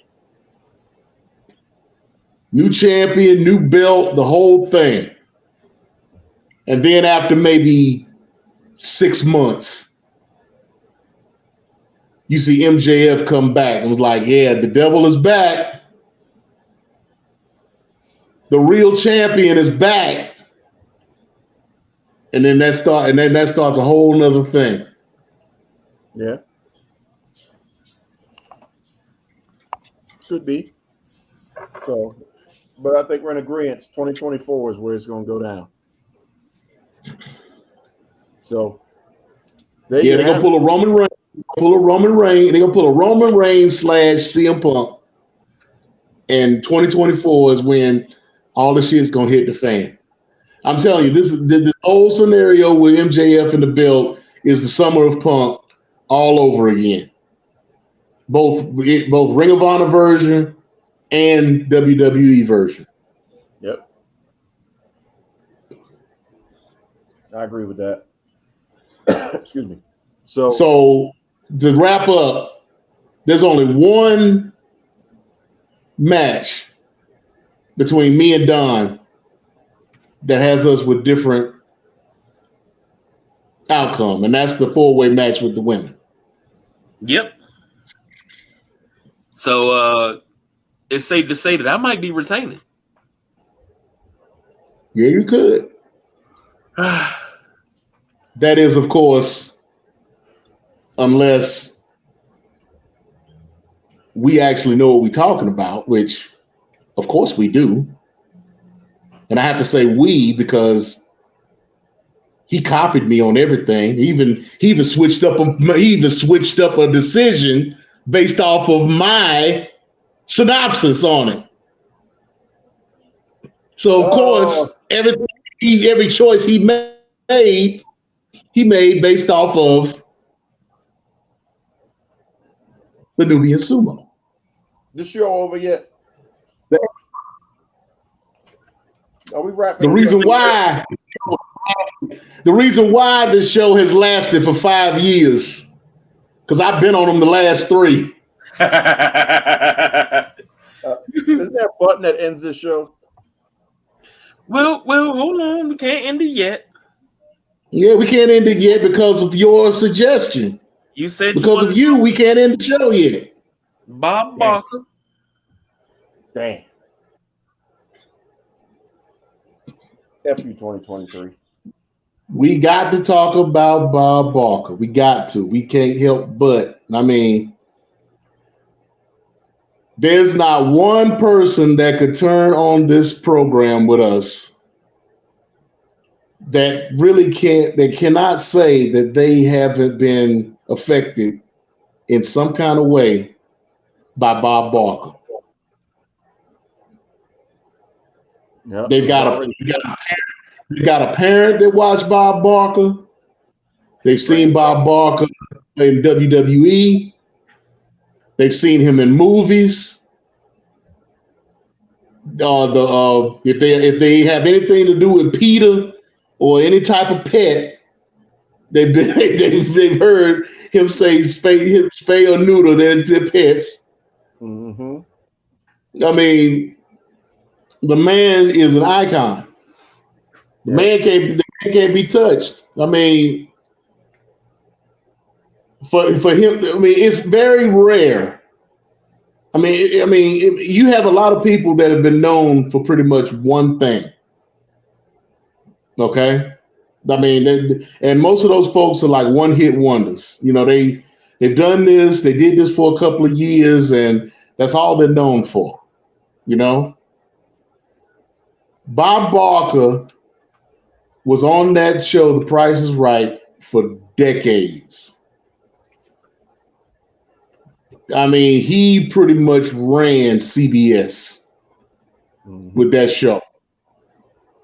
You could turn on your television at 11 o'clock in the morning and see Bob Barker regular. I mean, it's very, you could probably count on your hands how many times he did not show up for that show every day.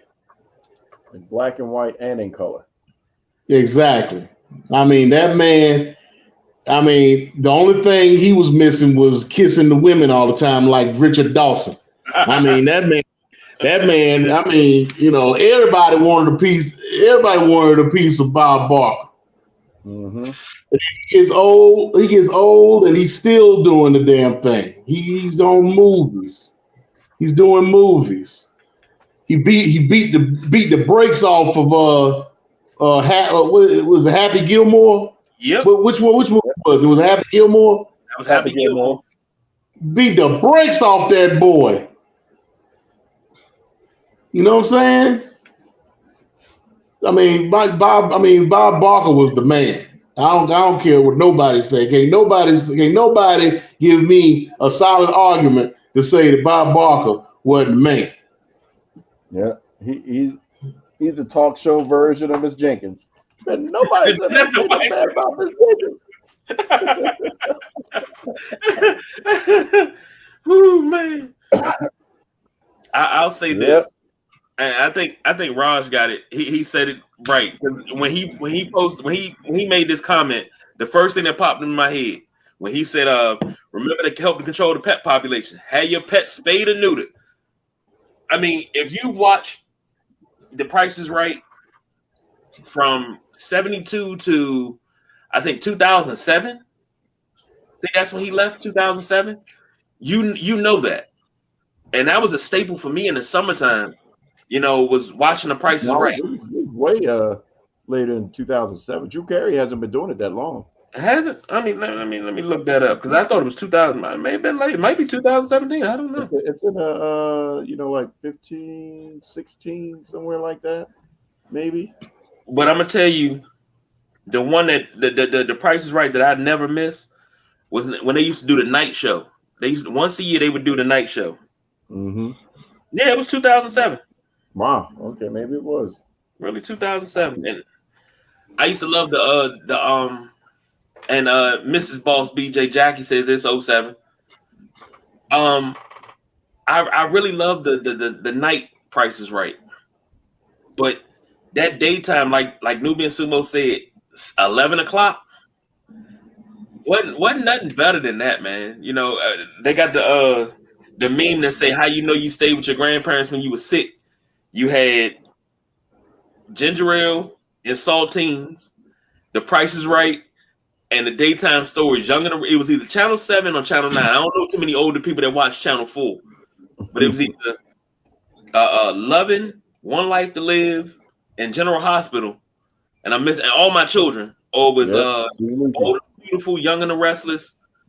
What else came on 9? I'm missing one. God in Light. God in Light. That's the one I'm missing. Yeah. And she said he made appearances till 15. Good grief. So, what are your two favorite, or name two favorite games from The Price is Right? Mine of all time is always going to be Plinko. And Plinko. Come on. Go ahead, Don. You go ahead and do it. I know you itch. You can do it. Go ahead. I got to do that in the privacy of my own home with the cameras off. But yes, I will yodel later on tonight. Come on now, you can do it. Come on now. No, come on now. You ain't getting me, Jesus' best friend. That's all right. I'm the songster. So I'll volunteer.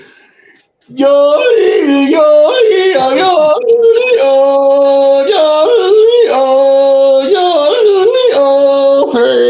You know it.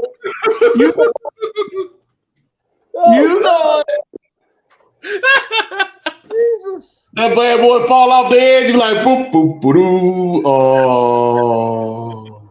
Hey, you know what? God. That was my text tone for years. Oh my. That Price is Right sound. That was because you can't. That was like the text tone I would use for people that would text me that I didn't really want to talk to. So if I heard that, I knew I didn't have to answer the phone. That right there. But I'm with Plinko. I think Plinko's like my ultimate favorite. I love Plinko. Oh, Plinko's everybody's favorite. You know, that's why they stopped doing it so much. They used to do it a lot, and then all of a sudden it just disappeared. But then people, as soon as Plinko came out, that's when the pop happened. Oh yeah. Everybody popped on Plinko. It was that, and then it was the because it was the only legit. It was the only legit. Just like when you go to the casino or you go to like one of those carnivals and whatnot, those fairs and whatnot that come to town every year. You know, Plinko was the only game where you knew you had a legitimate shot because they couldn't do anything to alter that game. The punch game, you had a legitimate shot as well. Because that was just they had somebody behind there that could switch some shits up. I'm sorry. They can switch some papers up. That's too quick of a let me switch the papers out type of thing. But could it be possible? Or what about the one where, you know, you got to pick if it's high or low based off the MSRP price? You can't fake that. That one was pretty legit. But Plinko was the only game that was 50-50. Yeah. You had an even shot at getting some money off of Plinko. So yeah, that's why I like Plinko. All the rest of them, there was some form of shenanigans going on with that game. The golf with those games. Well. You know, you had an even shot for that one too. Where you had with the putt. If you could putt, if you had a short game, you could do something. Well, they made that one easier because they always gave people a second chance. They started giving people a second chance. Hole in one or two. Yep. Well, right. And then my other favorite one was the one where, actually, I think that was still hole in one, where you have to go back and forth and pull the hammer down, and it would tell you how many you got right. No, it was a different, hole in one, but it was a different one. You have to change the parts of the price. You know, go down to 4 items.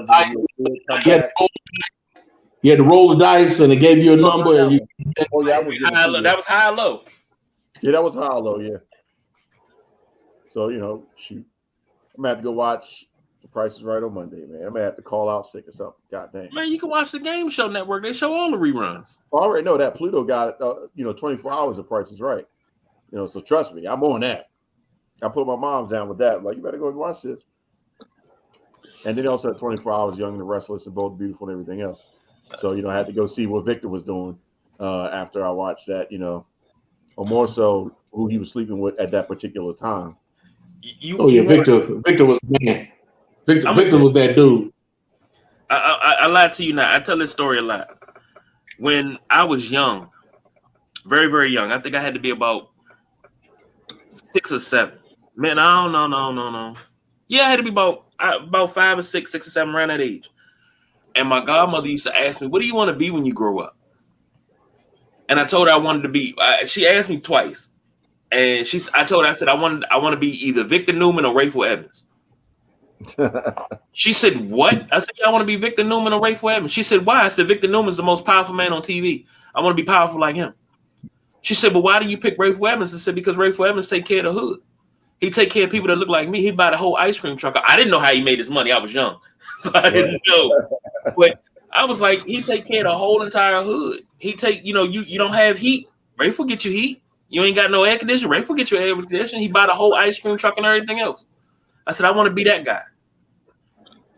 Yeah, we had a long talk after that, but you halfway there though. You can still do it. You can still do it, man. Maybe the Victor thing is out. You're too old for that now. Well, I'm not old enough. You still got options. I'm not old enough. Nah, he ain't old. He ain't old enough not to be Victor. Shoot, his at KG's age, Victor was just getting into his prime. Well, you got enough kids to be Victor. I can tell you that much. Wow, you got more kids than I got. I know, right? That was something I don't see called right now. black. That's because they practicing going to sleep for school. They've been in school already. Oh well, shit. They got to practice going to sleep. Hey, I wish. Lord knows. They need that practice all day long. Like, y'all getting the F in this right now. Let's go back to class and try this again. Take your behind the bed.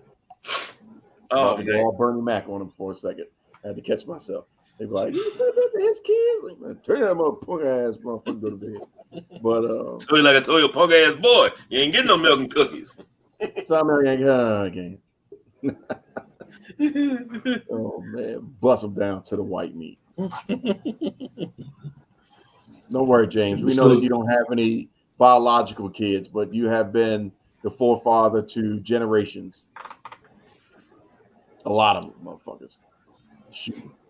They can't even call you 23andMe. You basically one and you. One chromosome. Like, well, it all started with him and this chick over here. Damn right. Damn right. With the animals and I'm shit. a genetic freak. Mm-hmm. And happy belated birthday to Vincent Kennedy. Even though I'm still mad at you for selling that shit. But still. So. All right. I guess it's time for us to let the mothership sail until another week, and we adjourn and find out who is the winner coming out of the pay-per-view tomorrow. If KG keeps the belt, if it travels to the sumo, we will find out. Same bet time, same bet channel. No actually shit. Yoda one more time, James. We ain't got nothing else better to do. Okay, I'll come from the other side this time. Yo,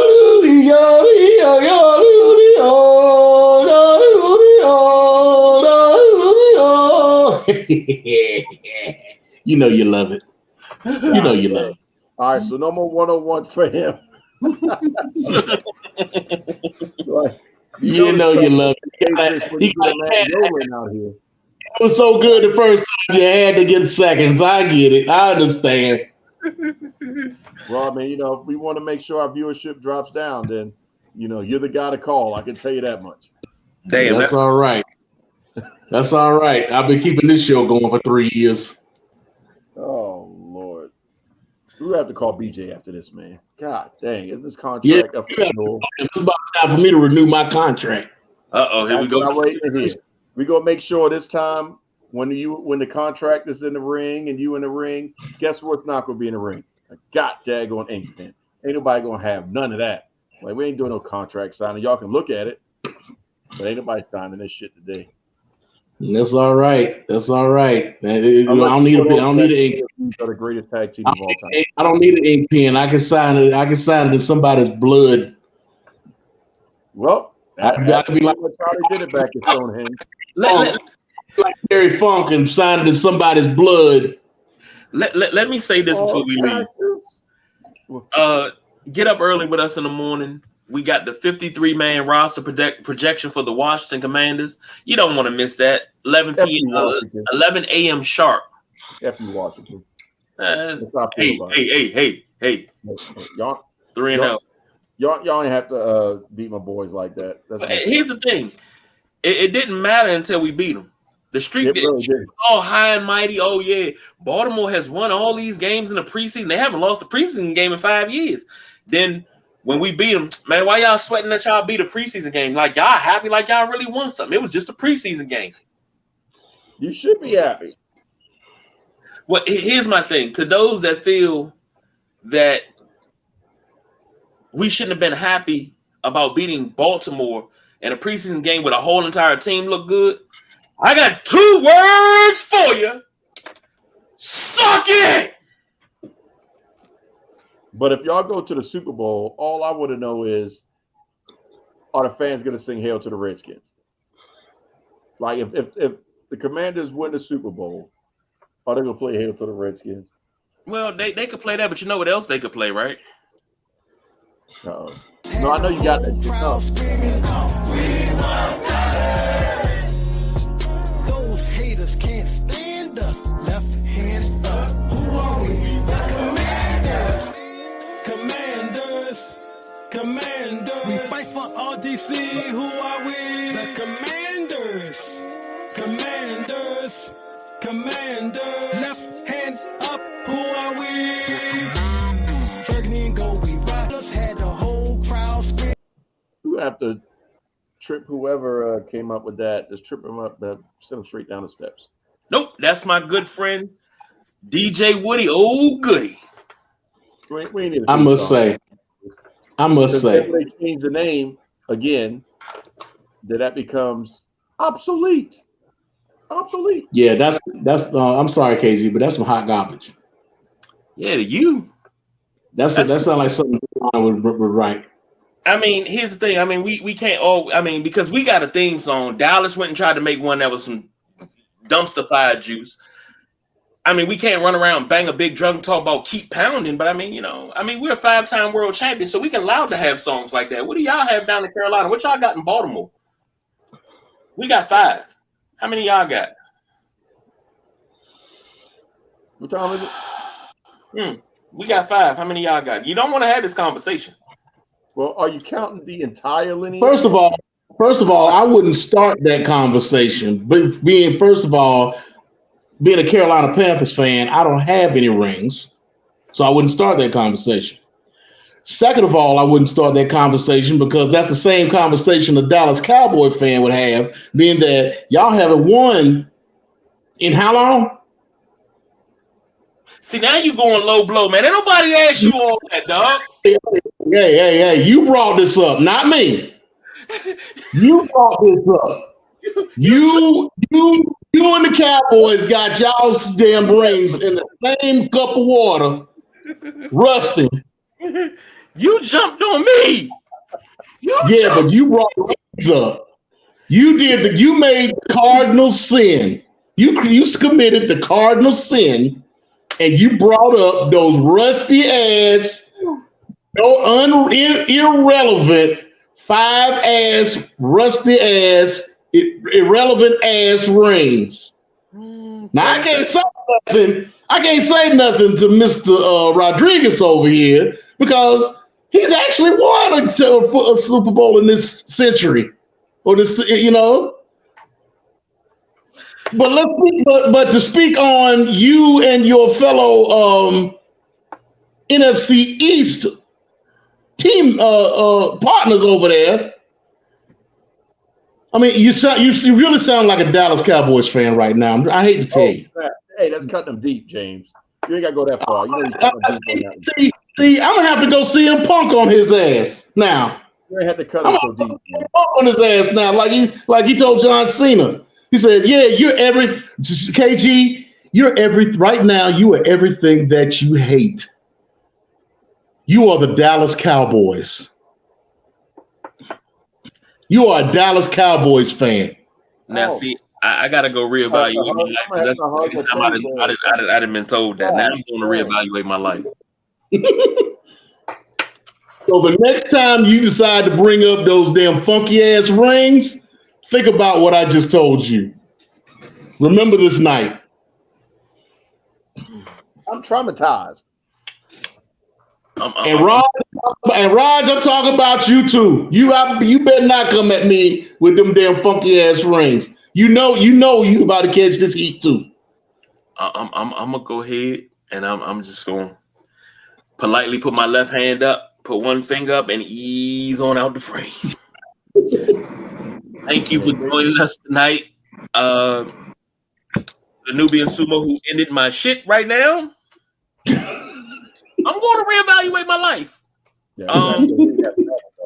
I'll see y'all in the morning. Maybe I'll have a new attitude. Maybe I might not even show up. There's the fire, you motherfucking bombs on that one. Damn. Nubian Sumo, it's on you. Don't pull the thing out unless you came to play. Bombs over Baghdad. Don't hang it.